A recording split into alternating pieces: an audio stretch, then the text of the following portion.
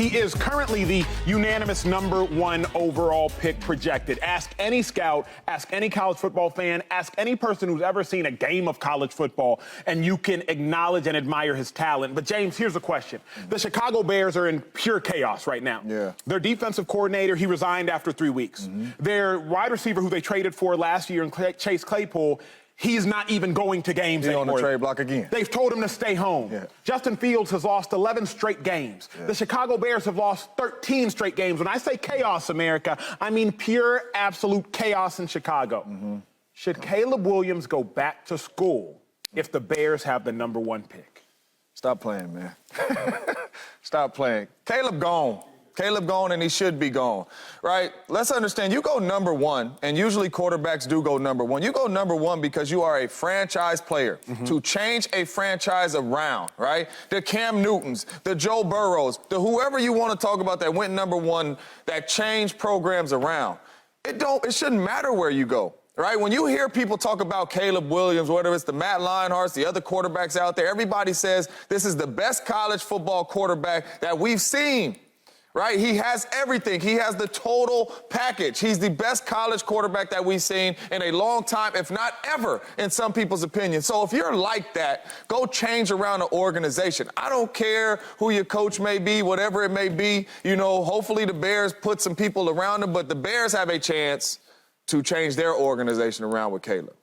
And Caleb has a chance to be the #1 pick, which he will be if he stays healthy and does not stay in school, to be the #1 overall pick and change an organization around. This right here is crazy to me. He coming out. If the Bears got the pick, he going to the Bears. If you say you like that, change this organization around. Joe Burrow did it.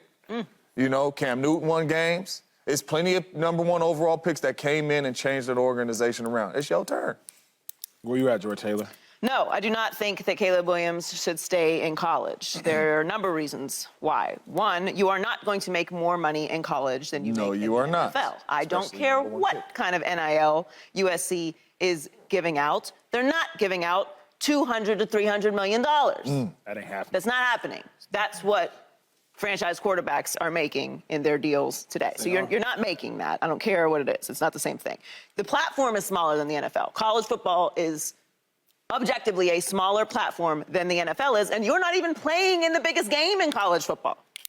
They're not even in the national championship. Bing, bing. So you're not playing at the biggest, highest level of your own sport in a sport that is smaller than the sport that you will be joining in the NFL. An injury, if you stay in college, will depreciate your value. So maybe you would be going #1 overall. You would be going #1 overall in this draft. If you stay in college, which is another year of wear and tear on your body, by the way, you could get injured, and then maybe you won't be the #1 overall pick, which is another risk that you could take. You can't avoid getting picked by a bad team, which is another reason why you should go in the draft. Guess who's going to be picking at the top of the draft next year? A bad team. That's how you get to the top of the draft. So what are you trading off here? One bad team for another bad team? You're just going to hope and pray that some good team just has a down year and has decided to move off of their quarterback? It's a lot of hopes and praise and wishes and planning and risk. It doesn't make any sense.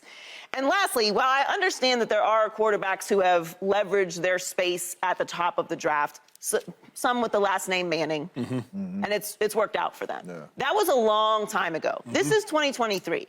There was no Twitter, there was no Instagram and Snapchat and TikTok and Twitch and YouTube shows and podcasts and saturation of media and options for fans to give their feedback and receipts and all of this nature of coverage around sports. If you don't come out and ball after going back to college football and going to another bad team, by the way, after pulling this move, what do you think is going to be said about you? You instantly turn yourself into a villain. You're too good for the NFL. Oh, you better than Joe Burrow. Oh, you better than Joe Burrow. Because Joe Burrow went to Cincinnati, which wasn't a good team in one game. He didn't say you can't take me. Oh, you better than Trevor Lawrence. Trevor Lawrence went to Jacksonville. They weren't winning no games. They weren't no organization. They were talking about sending them off to London. Oh, you better than Trevor Lawrence. If you struggle, which you probably will because you're a rookie, even if you are a great prospect, you're probably going to struggle a little bit. It's going to be so much worse. You're not going to get the passes that rookies get now. We're not talking about Bryce Young having injury issues. We're not criticizing any of the rookies right now because they went where they got picked. And they're doing the best that they can. And we're patient with them. But if you flex like this, I'm going to pick where I want to go. I'm going to decide which NFL team I'm going to go to. Cool. Listen, There's a whole list of risks that I just laid out, or you could just go to the NFL and turn an organization around because you like that. 2-5, Caleb Williams going back to college. Would he be wrong for that if the Bears have the number 1 pick? Yes, he'd be wrong to go back to college. For what? And I heard what his dad said earlier, 2 weeks ago or so, and the concerns were going to a bad team. Let's just think about that for a second. Going to a bad team. Right? I mean, you're that good. I think he's that good where he can change the franchise. Sort of like Joe Burrow. But before Joe Burrow got to the Bengals, they weren't a good team. I couldn't wait to play the Bengals. And he changed that. Now the narrative is like, yo, this team can go to the AFC Championship every other year. They can do it. They're that good. And when I look at the Bears, because I think the Bears will have the first pick. This is my guess. They have some weapons, right? DJ Moore is a number 1 receiver. Speed, athletic, tough, can get out of routes, everything you need. Darnell Mooney is a solid number 2 receiver. You got players with you, and you're in a decent division. That division's not like super hard. It's a solid division. The other things I want to talk about is the money. So this year, Bryce Young got 4 years, $40 million. Yes, sir. So next year it'll be a little bit more. And then after the 3 years or so, because I think Caleb Williams is that good, let's get a contract together. Gonna be $300. It's gonna be $300 million. So my thing is, why would you go back to college? He looks like Patrick Mahomes went back to college. That's what he looks like. When I watch him play, I'm like, wow, it looks like Patty Mahomes. You have everything you need. Leave college, stop playing this game, go get your money, change the franchise because you're that good. And I think one thing is when I spoke to him before at dinner, a couple months ago, I met him at dinner or whatever, we knew the same people. And I was like, wow, his mentality is he's so advanced, he's so mature that I can see him going to a team that's not good, building that franchise up, and being the player that we know he is today in the NFL. Let me throw a wrench in this whole conversation. Don't do it. Big wrench or small wrench? Big one. At first, my thought, and truth be told, my thought is still Joy's thought, right? Don't go back to college. Get the 270, 280, 290, $300 million. But then I got to thinking. Think about all the Chicago Bears quarterbacks that were drafted to Chicago. Okay. Which one of them have got a second deal? I got to thinking about the Cleveland Browns quarterbacks that were drafted to Cleveland. Which one of them have got a second deal? Now, I am privy to certain information because I was drafted to the Cleveland Browns. I walked those halls. My brother spent half his career with the Chicago Bears. He walked those halls. But think about that for a second. All of the conversation we're having is contingent upon Caleb Williams not getting a first deal because he can make more money at USC than his first deal. Shady just said the numbers. It's the second deal that the college money can't touch, $300 million. But when I think about Justin Fields, and now let me couch it with this. Caleb Williams is more talented than every name I am about to name. Exactly. I will couch it with that. But the question I have for you is how much more talented?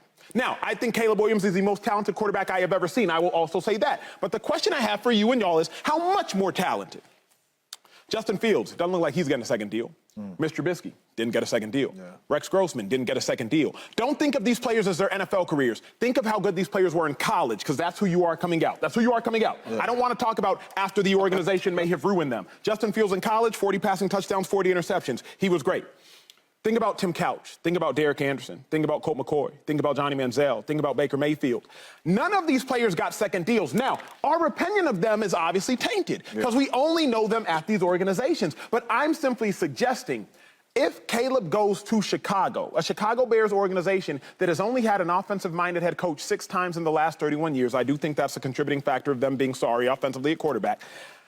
Who's to say he'll get the second deal? That's the only other thought I have. Joe Burrow's a phenomenal comp, but even Carson Palmer had some success. So that's my only thought, Joy, is we've never seen, I don't say this lightly, no hyperbole, we've never seen a big second deal of a Chicago Bears quarterback, and we've never seen a big second deal of a Cleveland Browns drafted quarterback. Never. They've never had a quarterback throw for more than 4,000 yards in the history of the organization. The Bears live squarely in the past.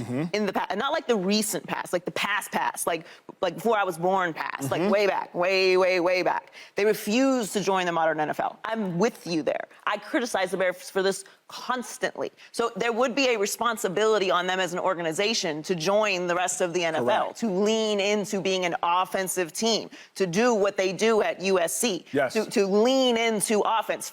We know you guys are tough, run the ball, tackles, linebackers, get it. Don't care. That's not what's going to make Caleb Williams successful. All of the burden of responsibility is not on Caleb Williams going to a place like Chicago. However, The reason that we bring up Joe Burrow is because of what Cincinnati was. Imagine, with all those things that you mentioned, which are true, and all those quarterbacks that they ruined, which are true, if he can do that in the city of Chicago, with those fans in Chicago, have you heard of Michael Jordan? Have you heard of that man? If you can do that in Chicago, you are in a whole nother space. Don't worry about that 300 million. We're talking about a whole different world because the city of Chicago and the fans of Chicago have lived their lives without that experience. But that is a real sports town. That is a place people spend money and time and they're gonna stick beside you now. So if you can do that in Cincinnati, which Joe Burrow has done, think of the profile that Joe Burrow has. If you can do that in Chicago, if you can turn the Chicago Bears into a perennial contender, a team that we take serious offensively, with the profile that you already have, why would you risk going back to college and then you end up anywhere else? You don't know where you're going to end up. And you talk about like these quarterbacks not getting their second contracts, no second big contracts. Everybody you named in that list, I never thought was like a new or generational talent as quarterback. Some guys are good, some guys just walk on, some guys they did some good things, but they're not like Caleb Williams. Listen, I never was big into college until I got on TV to really watch it, understand it. And I watch it here and there, but now I'm like watching tape and et cetera. There's not a lot of players that I've played with or played against or even watched in college like Caleb Williams. Agreed. He's a different breed. Yeah. So, and that's another thing is, Kyler Murray, little man, right? He was good in college. Great in college. He was great in college. Yep. He's good in the pros. Good in pros. Good in pros. They gave him $180 million? Yes, sir. Daniel Jones from Duke. They went to Duke to get a quarterback, which is crazy. Anyway, they gave him $160 million. Yeah. So when you're telling me about guys not getting a second big contracts, he ain't them dudes. Agreed. He ain't nowhere like them dudes. Agreed. And another thing is, like, the quarterbacks that you talk about, we got to speak in a different light when it comes to Caleb Williams. I know Chicago, you talk about they have 4,000 yards. Well, maybe they didn't pick the right quarterback. Yeah, I happens, think they have. Right? I don't know if it's like they picked these guys. They passed up on some of these dudes. They passed up on Patrick Mahomes. Yeah. They could have had a 4,000, 5,000 yard or passing quarterback. They didn't do it. The Browns, they never pick good quarterbacks. That's where I disagree. They got good quarterbacks? I think the Browns make their quarterbacks bad. I'll tell on myself. Here's what I'll tell on myself. Go ahead. At Texas, we had Vince Young, and then we had Colt McCoy. Right. Colt McCoy is the winningest quarterback in the history of college football. That's true. We passed up on Robert Griffin. He ended up winning the Heisman. Yeah. People were like, Acho, Robert Griffin could have went to Texas. I said, had he gone to Texas, he wouldn't have been Robert Griffin. Yeah. We passed up on Johnny Manziel. He won a Heisman. Acho, Manziel could have gone to Texas. I said, had Manziel gone to Texas, he would not have been Johnny Manziel. Okay. Because Texas, at the time, was ruining quarterbacks. It didn't matter who came to Texas. Play quarterback, you weren't going to be who you are at Texas. And this is a nuanced conversation. I played with and against so many of these dudes, I don't think they just got bad.